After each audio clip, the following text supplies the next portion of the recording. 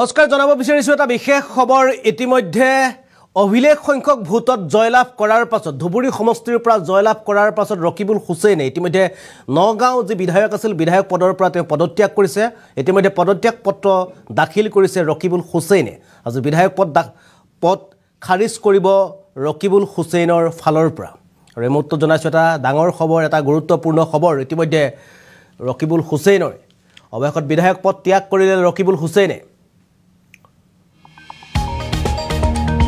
বিধায়ক হিচাপে ৰকিবুল হুছেইনৰ আজি অন্তিম দিন আজি বিধায়ক হিচাপে শেষৰটো দিন ৰকিবুল হুছেইন ধুবুৰীৰ সাংসদ ৰূপে দিল্লীলৈ যাব ৰকিবুল হুছেইন এতিয়া সংসদত বহিব ৰকিবুল হুছেইন বিধায়ক পদৰ পৰা পদত্যাগ কৰিছে ৰকিবুল হুছেইন ইতিমধ্যে বিধানসভাৰ অধ্যক্ষ বিশ্বজিৎ দৰমাইলৈ প্ৰেৰণ কৰিছে পদত্যাগ পত্ৰ অসম বিধানসভা চেণ্ট্ৰেল হলত কংগ্ৰেছৰ বিধায়িনী দলৰ বিদায়ী অনুষ্ঠান দিল্লী যাত্ৰাৰ পূৰ্বে ৰকিবুল হুছেইনক শুভেচ্ছা কংগ্ৰেছ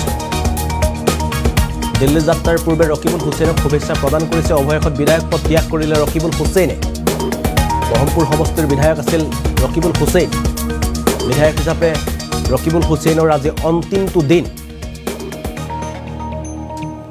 আৰু ধুবুৰীৰ সাংসদ ৰূপে দিল্লীলৈ যাত্ৰা কৰিব ৰকিবুল হুছেইনে কিয়নো সদ্য সমাপ্ত লোকসভা নিৰ্বাচনত দেশৰ ভিতৰতে সৰ্বাধিক ভোটৰ ব্যৱধানত জয়লাভ কৰিছিল ৰকিবুল হুছেইনে বদৰুদ্দিন আজমলক AIUDFৰ বদৰুদ্দিন আজমলক পৰাস্ত কৰি দেশৰ ভিতৰতে অভিলেখ সংখ্যক ভোটত জয়লাভ কৰা ৰকিবুল হুছেইনে এতিয়া পদত্যাগ কৰিছে তেওঁ যি বিধায়ক পদ আছিল বিধায়ক পদ ত্যাগ কৰিছে আৰু এতিয়া এগৰাকী সাংসদ হিচাপে ধুবুৰী সমষ্টিৰ সাংসদ হিচাপে তেওঁ এতিয়া দিল্লী যাত্ৰা আৰু দিল্লীত গৈ তেওঁ ইতিমধ্যে সংসদত ধুবুৰী সমষ্টিৰ যি অভাৱ অভিযোগ আছে যি দীৰ্ঘদিনীয়া সমস্যা আছে সমস্যাসমূহৰ বিষয়ে মাত মাতিবলৈ চেষ্টা কৰিব লাগিব আৰু সেয়েহে এতিয়া দিল্লী যাত্ৰাৰ পূৰ্বে এনেদৰে কংগ্ৰেছৰ বিধায়িনী দলৰ ফালৰ পৰা এনেদৰে তেওঁলোকে ৰকিবুলক বিদায় যি অনুষ্ঠান এই অনুষ্ঠান তেওঁলোকে এনেদৰে আয়োজন কৰাৰ দৃশ্য আমি আপোনালোকক দেখুৱাইছোঁ এনেদৰে ৰকিবুল হুছেইনক বিদায় দিছে ৰকিবুল হুছেইন এতিয়াৰ পৰা এগৰাকী সাংসদ হিচাপে সংসদত লোকসভাৰ সংসদত দেখা পোৱা যাব ইয়াৰ পূৰ্বে অসমৰ বিধায়ক হিচাপে ৰকিবুল হুছেইনক বিধানসভাৰ মজিয়াত দেখা পোৱা গৈছিল কিন্তু এতিয়াৰ পৰা ৰকিবুল হুছেইনক এগৰাকী সাংসদ হিচাপে সংসদৰ মজিয়াত দেখা পোৱা যাব আৰু ৰকিবুল হুছেইনে এই বিদায়খনত কি মন্তব্য দিলে কি বক্তব্য ৰাখিলে এই সম্পৰ্কে আপোনালোকক দেখুৱাবলৈ চেষ্টা কৰিছোঁ তেখেতৰ কিছু ভাষণৰ কিয় অংশ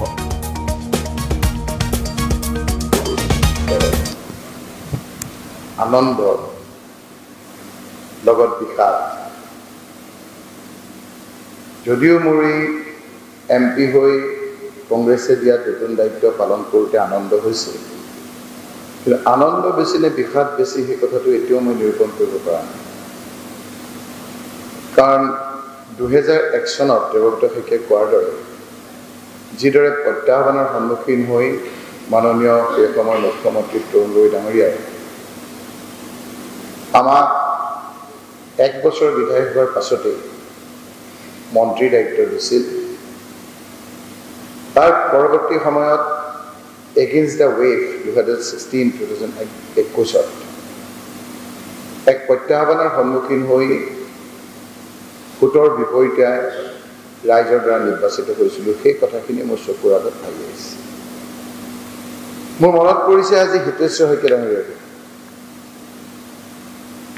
মই জিলা NSYৰ সভাপতি আছিলোঁ কোনোদিন ভাবা নাছিলোঁ সাধাৰণ সম্পাদক আছিলোঁ NSY ৰাজ্যিক কোনোদিন ভাবা নাছিলোঁ যে প্ৰদেশ NSYৰ সভাপতি হ'ম মই ছুটিকে ক'ব লাগে আজি দীঘলীকে ক'ব লাগিলে সুবিধা পালোহেঁতেন মোৰ চকুৰ আগত ভাহি আহিছে মুখ্যমন্ত্ৰী হৈ থাকি সেই সময়ত হিতেশ্বৰ শইকীয়া ডাঙৰীয়াই দিল্লীলৈ গৈ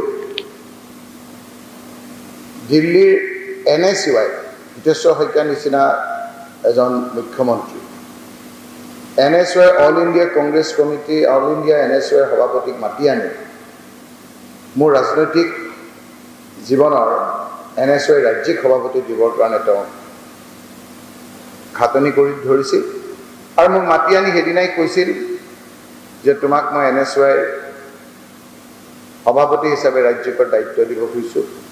বিগত দিনত তোমাৰ কাম কাজ মই নিৰীক্ষণ কৰি আছিলোঁ আৰু সেই যাত্ৰাৰ পৰা আজিলৈকে নিৰবিচ্ছিন্নভাৱে মই কংগ্ৰেছ দলৰ সৈনিক হিচাপে আন্তৰিকতাৰে মই কাম কৰি আছোঁ। বহু কথা মনত পৰে। সেই সময়ত আজিৰ দৰে কম্পিউটাৰ নাছিল। এই দেৱব্ৰত শইকীয়াই সেই সময়ত দিল্লীত বহি বিভিন্ন ধৰণৰে কম্পিউটাৰ কৰি আজিৰ মুঠাপুটা বহুত নেতা আজিৰ পৰ্যায়লৈ অনাৰ ক্ষেত্ৰত যথেষ্ট সহায় কৰিছে। কেতিয়াবা মই এই কথাবিলাক লিখিলে আপোনালোকে নজনা কথা বহুত জানিব পাৰিব। হিতেশ্বৰ শইকীয়া ডাঙৰীয়াৰ আজিৰ এই যদি মই কথাখিনি নকওঁ, আজিৰ দৰে পৰিৱেশ নাছিল। আজি আমি যুঁজি আছোঁ বিৰোধী পক্ষৰ লগত। সেই সময়ত যুঁজিবলগীয়া হৈছিল এক্সট্ৰিমিষ্ট সংগঠনৰ লগত। ঘাট প্ৰতিঘাত অতিক্ৰম কৰি আঙুলিত ধৰি হিতেশ্বৰ শইকীয়া ডাঙৰীয়াই আমাক যিটো মৰম কৰিলে, যিটো আশীৰ্বাদ কৰিলে, মই আজি আপোনালোকক ক'লে মোৰ সাক্ষী এজন আছে কাৰণে মই ক'ব বিচাৰিছোঁ। সেই সময়তে মই মোৰ কাম কাজ দেখি গোটেই অসমত মোক নাজিৰালৈ মাতি লৈ গৈছিল যে তুমি যেনেকৈ গুৱাহাটীত কৰিছা মোৰ তাতো কৰা। পৰৱৰ্তী সময়ত সেই সময়তে মোক MP হ'ব নেকি বুলি সুধিছিল। এজন সাক্ষী আছে এতিয়াও জীৱিত, শহীদুল ইছলাম বুলি ধিঙৰ। কিন্তু মই তেতিয়া মোৰ দেউতাও থকাৰ কাৰণে মই প্ৰত্যাখ্যান কৰিছিলোঁ। সেই সময়ত সেই প্ৰস্তাৱ তৰুণ গগৈ ডাঙৰীয়া কেন্দ্ৰত মন্ত্ৰী আছিল, তেওঁৰ যোগেদি মোক দিছিল। মই আজি এই সময়খিনিত তেখেতক শ্ৰদ্ধাৰে সুধিছোঁ আৰু গভীৰ শ্ৰদ্ধাঞ্জলি জ্ঞাপন কৰিছোঁ। পৰৱৰ্তী সময়ত তৰুণ গগৈ ডাঙৰীয়াই আঙুলিত ধৰি বিভিন্ন ক্ষেত্ৰত সহায় কৰি আজিৰ এই অৱস্থালৈ আনিছে। কি কৰিছে কি নকৰিছে আপোনালোকৰ নখ দৰ্পণত আছে। যিখিনি কৰিব পাৰিছোঁ নোৱাৰিছোঁ আন্তৰিকতাৰে দলটোৰ হৈ ৰাজ্যখনৰ আপোনালোকে নিশ্চয় প্ৰত্যক্ষ কৰিছে।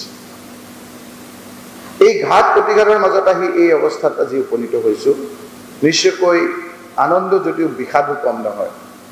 2001 চনৰ পৰা নিৰবিচ্ছিন্নভাৱে মাত্ৰ কেইজনমান বিধায়ক আজি আছে। সেই বিধায়কৰ মাজত মই এজন। মই আপোনালোকক কৈছোঁ, যদিও মোক সুধি আছে, মই দিল্লীলৈ গৈছোঁ হয়, আকৌ কিন্তু ঘূৰি আহিম আপোনালোকক মই ক'লোঁ। এই যিটো আন্তৰিকতা মোৰ প্ৰেছৰ লোকসকলৰ লগত আছে, এই যিটো আন্তৰিকতা মোৰ সতীৰ্থসকলৰ লগত আছে, এই কথা মোৰ জীৱনত অন্তৰ থকা মানুহে কেতিয়াও পাহৰিব নোৱাৰে। ইয়াৰ যিখিনি আমাৰ বিধায়িনী, মই মন্ত্ৰী থাকোঁতে আমাৰ ছেক্ৰেটেৰিয়েটৰ লোকখিনি, আজি আমাৰ বিধায়িনী দলৰ প্ৰতিজন কৰ্মী, আমি গৈ তাত বহোঁ, এই লোকসকলেও যথেষ্ট সহায় আমাক কৰিছে। 2001 চনৰ পৰা বহু স্পীকাৰ পাইছোঁ, সকলোৱে আমাৰ ক্ষেত্ৰত এই ক্ষেত্ৰত সহায় কৰিছে। মই আজিৰ অধ্যক্ষ বিশ্বজিৎ দৈমাৰী ডাঙৰীয়াকে মই ধন্যবাদ জনাইছোঁ যে বিভিন্ন সময়ত আমি কথা কোৱাৰ ক্ষেত্ৰত আমাক যথেষ্ট সহায় কৰিছে, সেই ক্ষেত্ৰত মই ধন্যবাদ জনাইছোঁ। বিধায়িনী দলৰ দলপতি দেৱব্ৰত শইকীয়া ডাঙৰীয়াই বিগত প্ৰায় আজিলৈকে 8টা বছৰ নেতৃত্ব দিছে। আমি সকলোৱে একেলগে যুঁজিছোঁ আৰু আমাৰ সীমিত সংখ্যক বিধায়ক বিধায়িকাৰ যোগেদি কি কৰিব পাৰিছোঁ নোৱাৰিছোঁ ৰাইজে দেখিছে। তাৰে ফলশ্ৰুতিত আমি বিভিন্ন ক্ষেত্ৰত আমাক ৰাইজে আঁকোৱালি লৈছে।